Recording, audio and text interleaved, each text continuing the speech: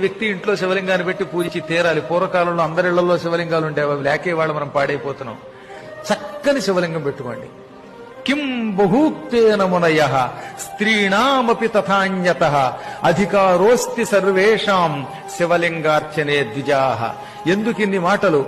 శివలింగం అందరి ఇళ్లలో ఉండొచ్చు, అందరూ శివలింగాన్ని ముట్టుకుని పూజించవచ్చు. స్త్రీణామపి ఆడువారికి, తథా అన్యతః ఇతరులకు, అందరికీ శివలింగం మీద అర్చన మీద అధికారం ఉన్నది.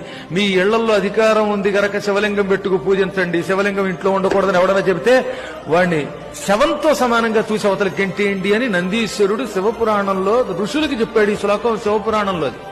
కాబట్టి అందరిళ్లలో లింగం ఉండాలి. ఇళ్లలో ఉండి తీరాలి తప్ప ఆ గుళ్ళోకి వెళ్లి మనం ముట్టుకోవడానికి దానికి నియమాలు ఉంటాయి. అక్కడ అర్చకులే పెడతారు. కానీ నీ ఇంట్లో నువ్వు లింగం పెట్టుకుని పూజించవచ్చు. అలా ఉండి తీరాలట.